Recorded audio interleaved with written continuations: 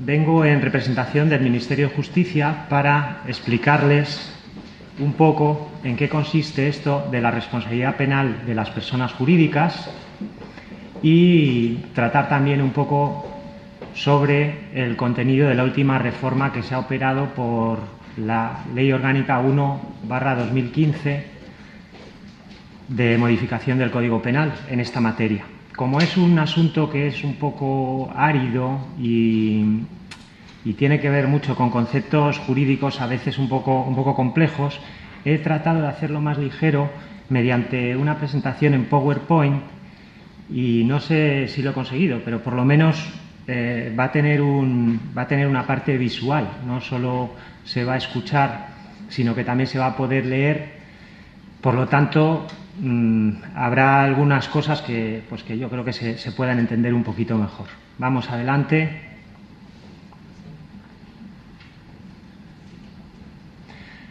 En el primer bloque, que he llamado introducción, lo que quería plantear es básicamente la cuestión de que nos encontramos ante una situación muy nueva, muy novedosa.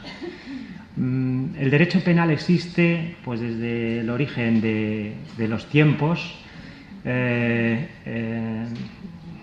y normalmente siempre durante todo este tiempo de existencia ha tenido que ver con las personas entendidas como personas físicas, personas naturales, personas biológicas, personas de carne y hueso.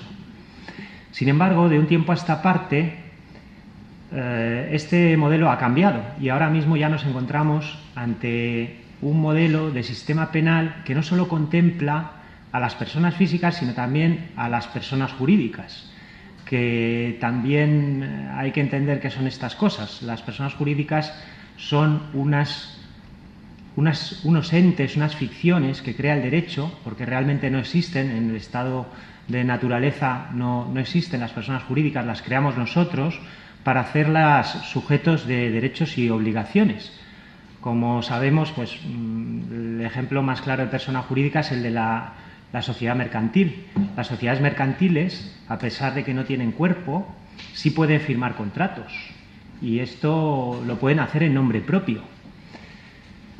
No firma el contrato, puede firmar el contrato el administrador de la sociedad, pero quien se obliga, quien es titular de esas obligaciones derivadas del contrato o de esos derechos, quien adquiere los derechos o se obliga, es la persona jurídica, que en el plano del derecho, digamos, tiene una entidad propia. Pues bien, vamos adelante. Hasta hace muy poco había un principio que era generalmente admitido en derecho penal, que era el principio que se denominaba con un brocardo latino, que venía a decir societas delinquere non potest. Las sociedades no pueden cometer delitos. Y se consideraba normalmente que esto era un dogma, era una verdad admitida ciegamente por toda la comunidad penal. Sin embargo, este dogma se ha puesto ahora muy recientemente en cuestión, ya no es un dogma, y ahora parece que estamos tendiendo hacia el principio, o que hemos reconocido ya el principio, de societas delinquere potest. ¿Por qué se decía antes que una sociedad no podía cometer delitos? Pues porque, y aquí es donde digo que el tema es un poco árido, normalmente el delito en derecho penal se concibe o se define de una manera secuencial. Se dice que hay un delito cuando hay una acción típica, antijurídica, culpable y punible. Como hemos visto en esta definición secuencial, la primera parte habla de acción. Bueno, pues si hablamos de acción, ¿cómo puede una persona jurídica accionar de forma relevante para el derecho penal? Porque la acción o la omisión se han entendido siempre referidas a la acción de un cuerpo humano que produce un movimiento exterior y que produce a su vez un resultado también perceptible en el mundo exterior. Pero una sociedad mercantil no acciona por sí misma, acciona a través de sus representantes legales, normalmente, o de sus administradores. Por lo tanto, nadie en la comunidad penal admitió nunca, hasta hace bien poco, que las sociedades pudieran cometer delitos. Como digo, esto ha cambiado ahora y ahora parece que el dogma que tenemos que admitir es que las sociedades sí pueden cometer delitos. En cuanto a las causas de esta evolución, las traigo aquí un poco definidas. Se entiende que en una sociedad globalizada como la que vivimos ahora, las sociedades mercantiles, las organizaciones colectivas, las corporaciones, fundaciones, asociaciones, todas esas entidades que tienen personalidad jurídica generan muchos beneficios para la sociedad, pero también generan riesgos. Bien, pues se ha detectado, se ha observado recientemente que algunas de esas corporaciones pues hacen un uso de la personalidad jurídica ilegítimo, se aprovechan de la personalidad jurídica para diluir o no incurrir en responsabilidad. Pues bien, el combate contra este tipo de delincuencia, digamos, que tiene que ver con las organizaciones complejas que integran a muchos individuos, en los que los individuos se pueden reemplazar fácilmente, se ha entendido que solo puede hacerse de forma eficaz y en determinados casos mediante el recurso a la sanción penal. Así que, sintetizando esto, ¿cuál es la causa de la evolución? La causa de la evolución es que es necesario. La sociedad entiende necesario, a día de hoy, que las personas jurídicas puedan ser responsables de delitos. Antes esta necesidad no se planteó y, en consecuencia, los únicos que respondían por delitos eran las personas físicas. Ahora no. Ahora se plantea y se presenta como muy actual la necesidad de hacer responsables de los delitos a las personas jurídicas y, en consecuencia, establecer su responsabilidad penal en los códigos penales. Bueno, esto digo que es una consecuencia y una necesidad que se está planteando ahora en la sociedad globalizada. Y digo sociedad globalizada porque cada vez son más los instrumentos internacionales de derecho internacional e incluso dentro de la Unión Europea, sobre todo directivas, que imponen a los Estados miembros el deber de prevenir o prever o disponer en su legislación penal la responsabilidad penal de las personas jurídicas. Por lo tanto, es una necesidad porque entendemos que ahora mismo no podemos combatir contra un determinado tipo de delincuencia que se escuda o que se esconde detrás de las sociedades mercantiles o detrás de organizaciones dotadas de personalidad jurídica de otra manera que recurriendo a la vía penal. Pero también es una necesidad impuesta por nuestra pertenencia a la comunidad europea y a la comunidad internacional. En un país como España, que está integrado en la Unión Europea, si en una directiva se dice que en el Estado español se tiene que prevenir o disponer la responsabilidad penal de las personas jurídicas para los delitos, por ejemplo, relacionados con el terrorismo o con el medio ambiente o con cualquier otra materia de esta naturaleza, pues entonces nosotros tenemos la obligación, el deber de incluir en nuestro Código Penal disposiciones que dispongan esto, que dispongan la posible responsabilidad penal o la responsabilidad penal de las personas jurídicas.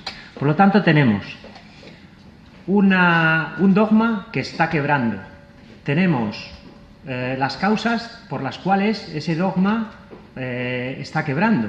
Y tenemos también que no solo está quebrando en España, sino que está quebrando a nivel internacional y a nivel europeo.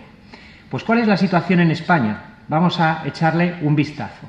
El legislador español no ha sido ajeno ni a la existencia de esta necesidad de buscar el castigo penal de las asociaciones o de las corporaciones o de las organizaciones que se creen o que en su seno se organicen para delinquir. El legislador español no es ajeno a esta necesidad, ni es ajeno, como es lógico, a los deberes que le imponen la integración en la Unión Europea. En consecuencia, el legislador ya desde el año 1995 fue pensando en modos de hacer que las personas jurídicas respondieran de alguna manera frente a determinados delitos.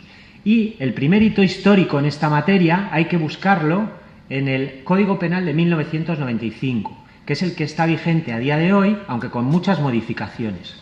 Pues bien, en el Código Penal de 1995 no se establecía la responsabilidad penal de las personas jurídicas, pero sí se establecía una especie de embrión de responsabilidad penal de las personas jurídicas mediante un artículo, que era el artículo 129, que disponía la posible o facultaba a los jueces para imponer a las personas jurídicas que se encontraban en los supuestos previstos por la ley determinadas consecuencias accesorias que no se llamaban penas, porque dentro del derecho penal y en términos puramente técnicos la pena es la consecuencia del delito, y si la sociedad no puede cometer un delito no puede serle impuesta una pena. Entonces el legislador español, en este mundo tan complejo de la responsabilidad penal de las personas jurídicas, dio este primer paso tímido con el artículo 129, que realmente no establecía penas sino consecuencias accesorias y no reconocía una verdadera responsabilidad penal de las personas jurídicas. El paso siguiente se dio con la Ley Orgánica 15/2003, que ya dijo que en el caso de que se impusiera una pena de multa al autor de un delito, de esa pena de multa, cuando se dieron las circunstancias también previstas en el Código Penal, de esa pena de multa también podría llegar a responder de forma solidaria y directa la persona jurídica. Pues bien, tampoco esto era reconocer la responsabilidad penal de las personas jurídicas, porque tampoco era una pena lo que se le imponía a la persona jurídica, se le imponía simplemente la responsabilidad solidaria. Nos encontramos en el año 2003. El siguiente hito histórico ya es muy importante, es el año 2010, cuando por primera vez en España, en el Código Penal español, se reconoce la responsabilidad penal de las personas jurídicas. Se dice que las personas jurídicas serán responsables de la comisión de delitos y se determinan las penas que les pueden ser impuestas. Es el año 2010. Bueno, con él se reconoce plenamente el brocardo societas delinquere potest, o sea, el contrario a aquel que se ha reconocido durante toda la vida del derecho penal español, teniendo en cuenta que el derecho penal español, el primero de los códigos que tenemos, es de 1822, pero hay mucho derecho penal español anterior, Pues nunca antes se había reconocido esta responsabilidad hasta el año 2010. ¿Qué es lo que ha ocurrido en el año 2012? ¿Por qué lo traigo como un hito histórico? Pues porque el legislador en el año 2010 excluyó de la responsabilidad penal de las personas jurídicas a los partidos y sindicatos. Entonces, claro, la gente un poco dijo, ¿por qué? ¿Esto por qué? Si son personas jurídicas y cometen un delito, ¿por qué no están incluidos? Y entonces el legislador en el año 2012, a través de una ley orgánica de modificación del Código Penal, incluyó a partidos políticos y a sindicatos en el régimen general de responsabilidad. La evolución podría haber terminado aquí, pero no ha terminado. Nos encontramos con la reforma que impulsa el Gobierno de España y el Ministerio de Justicia en particular en el año 2015, que toca el Código Penal en esta materia y realiza, digamos, como una regulación bastante novedosa de la materia. Y es aquí donde entramos en la reforma del régimen vigente, el que está hoy vigente, del régimen de responsabilidad de las personas jurídicas. Pues lo primero que hay que hacer cuando se quiere conocer en qué ha consistido una reforma, yo aconsejo ir a la exposición de motivos que se publica, claro, con las leyes en el BOE, y aquí lo que dice el legislador de una forma muy lacónica es únicamente lo que traigo en la presentación. Dice que se lleva a cabo una mejora técnica en la regulación de la responsabilidad penal de las personas jurídicas para poner fin a las dudas interpretativas que había planteado la anterior regulación, que desde algunos sectores había sido interpretada como un régimen de responsabilidad vicarial.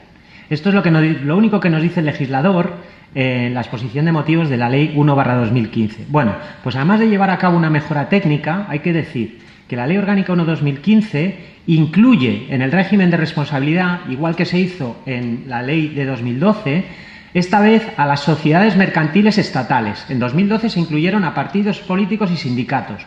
Bueno, pues ahora en 2015 se han incluido sociedades mercantiles estatales que ejecuten políticas públicas, etcétera, etcétera. Bien, otra de las novedades incluidas en la reforma es que se regulan por primera vez con detalle los programas de compliance, que son esos programas de cumplimiento normativo en virtud de los cuales la persona jurídica puede, digamos, controlar que los riesgos que ella misma genera, porque ya sabemos todos que hoy día vivimos en una sociedad de riesgos, en los que las sociedades o las empresas pueden generar riesgos, pero también tienen el deber de controlar esos riesgos. Pues bien, los riesgos de comisión de delitos penales por aquellos miembros que integran la organización tienen que ser combatidos o tiene que haber una previsión de que esos riesgos no lleguen a materializarse en resultados delictivos por parte de la persona jurídica a través de estos programas de compliance.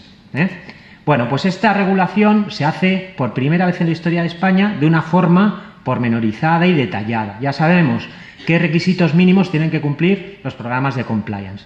Además, en la última regulación solo funcionaban como circunstancia atenuante, pero hoy los programas de compliance pueden funcionar como circunstancia eximente. Para entender lo que es una eximente hay que entender, digamos, lo que es un delito.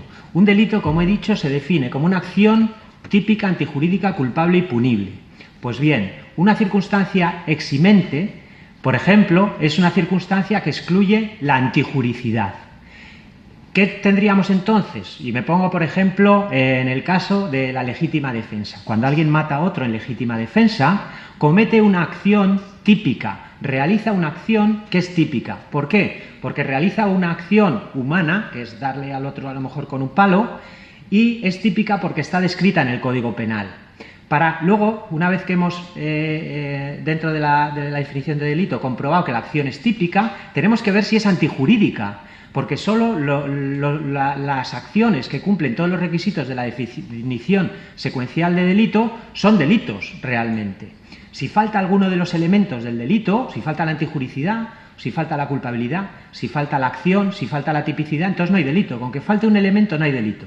Pues ya que sabemos que la acción es típica y que es típica, vamos a ver si es antijurídica. Y es ahí donde decimos, no, pues no es antijurídica, porque el ordenamiento jurídico autoriza a defenderse ante un ataque que ponga la vida en peligro, la vida de uno, con la fuerza para evitar, digamos, con una fuerza proporcionada para evitar que le maten a uno.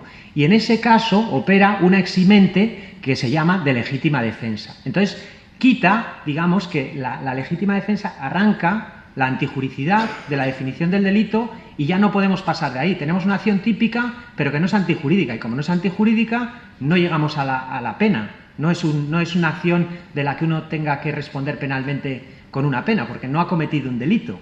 Ha realizado una acción típica, pero que no es antijurídica. Bueno, pues digamos que la adopción por parte de las sociedades mercantiles o de las organizaciones, fundaciones o corporaciones que estén incluidas en la definición del Código Penal de mecanismos de cumplimiento normativo que tiendan a evitar el delito funciona como eximente. Nos exime de la responsabilidad penal. No nos van a imponer una pena si tenemos esos mecanismos implementados. ¿Qué es lo que ocurre? Que esta materia ahora mismo es, en mi opinión, de las más bonitas que hay en derecho penal y de la que está más todo por hacer. Porque la ciencia penal, pues digamos, tiene una larga tradición, pero en este tema de responsabilidad penal de persona jurídica estamos todavía, como se podría decir con un símil, en pañales. Tenemos todo por hacer. Entonces, ahora mismo, en la interpretación que se ha dado a la ley penal por parte de nuestros tribunales, porque sabéis que el legislador hace leyes, pero quien interpreta las leyes y las aplica son los tribunales. Pues el Tribunal Supremo tiene un debate muy importante, y la Fiscalía General del Estado, ni más ni menos, sobre por qué es una eximente, si excluye la tipicidad, si excluye la antijuricidad o si excluye la culpabilidad. A día de hoy yo no os puedo decir qué es lo que excluye realmente. Os puedo decir mi opinión personal, pero la ley no lo dice que funciona como eximente, pero no dice si opera sobre la tipicidad, sobre el nivel de la tipicidad, sobre el nivel de la antijuricidad o sobre el de la culpabilidad. Entonces, o como dice la Fiscalía General del Estado, sobre el nivel de la punibilidad, que es el nivel final ya de la definición secuencial del delito. Lo único que os quiero decir con esto es que es un debate que es complejo, pero que en la reforma se ha hecho que la adopción de programas de cumplimiento normativo, de compliance, puedan funcionar tanto como eximentes o como atenuantes. El funcionamiento de un atenuante es distinto al de la eximente. La atenuante no borra, no elimina un elemento del delito, simplemente atenúa alguno de los elementos. Por ejemplo, yo puedo, digamos que realizar una acción que sea típica, antijurídica, culpable y punible, pero si cometo esa acción con una culpabilidad disminuida, menor a la que pues pueden cometer otras personas, pues entonces el ordenamiento jurídico lo que dispone es que la pena que se me imponga sea de un nivel inferior. Si queréis, pues os pongo un ejemplo. Un atenuante es la de confesión. No es la misma pena la que se impone a una persona que confiesa el delito que la que se impone a una persona que no confiesa el delito. ¿Por qué? Porque se entiende que es menos reprochable la acción de aquel que confiesa y colabora para el esclarecimiento de los hechos. Eso no significa que no haya delito. Delito hay, porque la acción es típica, antijurídica, culpable y punible. Pero en la categoría de culpabilidad, que es la que nosotros tomamos en consideración para determinar la magnitud de la pena, pues ahí tenemos en cuenta que ha confesado y que ha reparado el daño y le reprochamos menos y le atenuamos la responsabilidad. Entonces, eximente no habría delito, atenuante habría delito, pero con pena inferior. Bueno, pues ahora puede funcionar de las dos maneras. En el régimen anterior a la reforma solo como atenuante. Bueno, pues, ¿qué es lo que se quiere con la reforma y con esto de los modelos de prevención? Pues lo que se quiere es poner en valor estos modelos.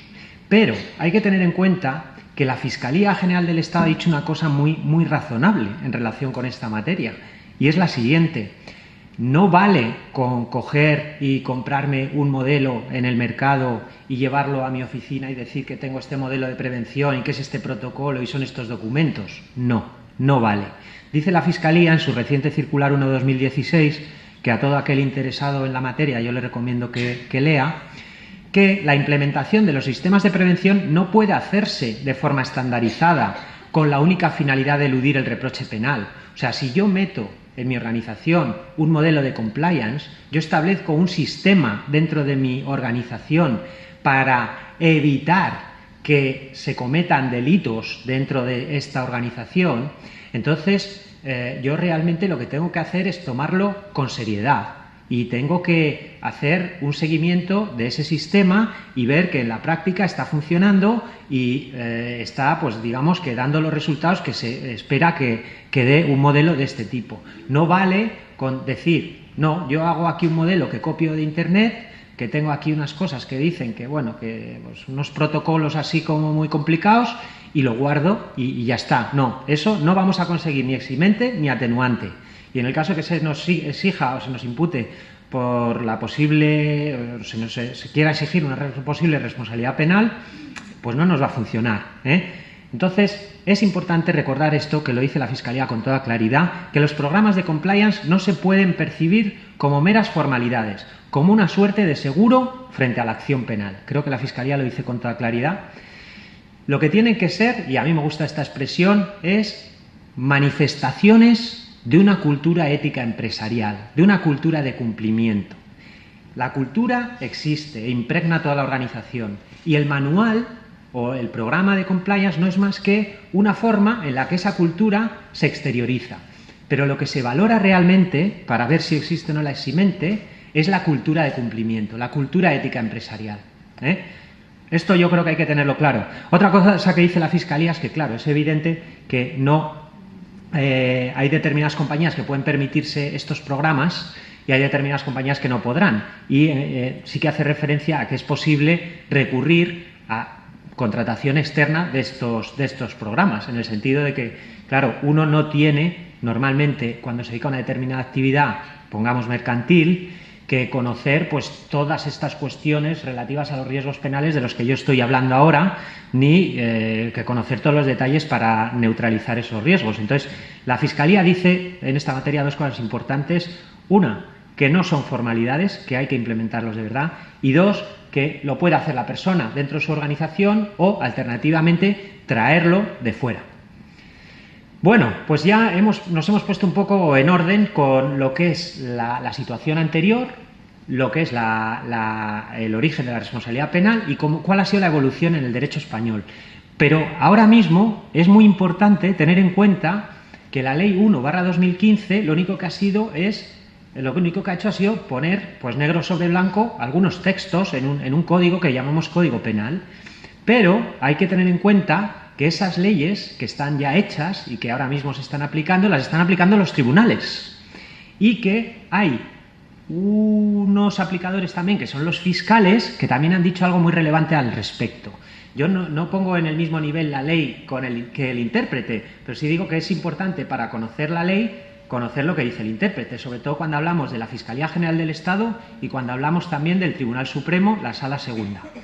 Bien, pues recientemente, para que os deis cuenta de lo difícil que es este tema, La Fiscalía General del Estado ha publicado una circular, que es la 1/2016, que es muy importante, y acto seguido el Tribunal Supremo ha dictado una sentencia en la que hay 7 votos particulares, un voto particular firmado por 7 magistrados, dictada por el Pleno, o sea que hay una discrepancia enorme en el seno de la Sala Segunda ahora mismo, en el que en la sentencia los magistrados constantemente hablan de lo novedoso, lo complejo que es el tema, la cuestión relativa al debate que se abre, que va a ser pues muy intenso, que parece inacabable, dicen literalmente, y lo que hacen los magistrados de la Sala Segunda es rebatir la tesis de la Fiscalía General del Estado, ni más ni menos. O sea, que la Fiscalía General del Estado defiende un modelo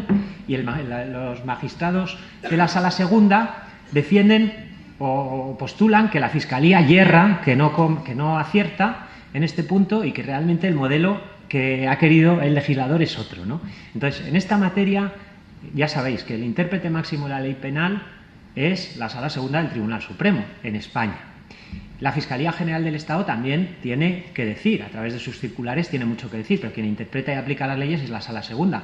Por tanto, yo, si tuviera hoy que, digamos, que decantarme por una interpretación de la ley penal, tendería a escuchar lo que dicen los magistrados de la Sala Segunda. Escucharía lo que dicen los que firman el voto particular, pero solo escucharía, también escucharía, y con más énfasis, a los que firman la sentencia mayoritaria. Y luego, después de estas sentencias que yo reseño aquí, que simplemente os las voy a citar por si tenéis interés, circular del Fiscalía General del Estado 1/2016 y las 2 sentencias, las 3 más importantes de la Sala Segunda, la 514/2015, de septiembre de 2015, fijaros que todo esto es de hace nada. La 154 de 2016, de 29 de febrero de 2016, y la 221 de 2016, de 16 de marzo de 2016. Esas 3 sentencias son las 3 únicas sentencias en la historia del derecho español, del derecho penal español, que ha dictado el Tribunal Supremo en esta materia. Y es, digamos, el principio de un debate apasionante. Bueno, pues aparte de citar esto, lo que quiero es, ya para ir terminando, porque creo que vamos un poco justos de tiempo, es comentaros muy básicamente cuál es el núcleo ahora mismo del debate, dónde se centra el debate. Ya os decía que las personas jurídicas no tienen entidad corpórea, no tienen entidad biológica, no las podemos tocar por ahí. Son entes, ficciones creadas por el derecho y son sujetos de derechos y obligaciones, pero no existen, no tienen entidad. Entonces, la Fiscalía General del Estado mantiene que es que no pueden cometer delitos. Y lo dice una y otra vez, que no pueden cometer delitos. ¿Por qué no pueden cometer delitos? Pues porque no pueden realizar acciones típicas, no tienen capacidad de acción, porque la acción desde el punto de vista jurídico penal siempre se ha entendido como un movimiento exterior que realiza una persona humana que provoca un resultado que también se percibe en el mundo exterior. Esa es la acción penal de toda la vida. Ahora se dice, vamos a ver, una persona jurídica no tiene capacidad de acción porque no puede realizar movimientos. Los movimientos los realizan las personas que lo representan. Entonces hay un debate ahora mismo abierto sobre si la persona jurídica comete un delito propio o la persona jurídica responde por el delito de otro. La Fiscalía considera que la persona jurídica responde por el delito de otro y responde cuando se dan las circunstancias a las que hace referencia el Código. ¿Qué es lo que ocurre? Que el Tribunal Supremo, la Sala Segunda, en la sentencia mayoritaria, dice que no. Dice que la persona jurídica comete un delito propio y habla de este delito como delito corporativo. Entonces ahí se ha abierto, digamos, que una caja que no sabemos lo que va a salir de ahí, porque claro, si comete realmente un delito propio, si hay un delito propio de la persona jurídica, ¿cómo entendemos la acción de la persona jurídica? Pues bien, la acción normalmente se defiende, en algunos sectores de la doctrina, se dice, bien, o se entiende de la siguiente manera, se dice, vale, la persona jurídica no tiene capacidad de acción, pero sí tiene capacidad de organización. Por lo tanto, yo voy a establecer un equivalente funcional entre la acción de la teoría del delito clásica y la organización de una nueva teoría del delito que tenemos que crear para las personas jurídicas. Entonces, acción y organización, capacidad de acción y capacidad de organización serían equivalentes funcionales, ¿vale? Ese es un debate muy técnico que ahora mismo está abierto, pero que es muy importante para el futuro. Otra cuestión que se plantea ahora mismo con muchísima intensidad es el tema de la culpabilidad. Algunos dicen, no, pero vamos a ver, si la culpabilidad desde el punto de vista jurídico-penal siempre se ha entendido como el reproche que se hace a una persona por actuar contra la norma, habiendo podido actuar conforme a la norma. Esa es la culpabilidad clásica jurídico-penal. Se dice, ¿cómo voy yo a reprochar? ¿Cómo voy a hacer un reproche ético-jurídico a una persona jurídica que no tiene capacidad de recibir reproches ni nada porque no tiene existencia real? Claro, entonces ahí es donde vienen ya aquellos que dicen, no, pero es que la culpabilidad no se tiene que entender como un reproche de este tipo, sino como culpabilidad de organización. Lo que se reprocha a la sociedad es el defecto de organización. Se ha organizado de forma deficiente y como se ha organizado de forma deficiente, alguien en su seno ha cometido un delito en el propio beneficio de la sociedad. Por lo tanto, yo lo que le reprocho a la sociedad es la organización deficiente. Bueno, lo que os quiero decir con esto es que ahora mismo el panorama está totalmente abierto. Hay multitud de teorías al respecto. El propio Tribunal Supremo parece que está dirigiéndose en una dirección, pero todavía no sabemos, no se ha definido con claridad dónde va a terminar. Y simplemente, pues eso, que seáis conscientes de que es un tema que se está haciendo, que ahora mismo la responsabilidad penal de las personas jurídicas está prevista en el Código Penal, hace 20 años no, ahora sí, y hoy día los modelos de cumplimiento funcionan como eximentes o como atenuantes. Con esto pongo fin a la intervención. Muchas gracias.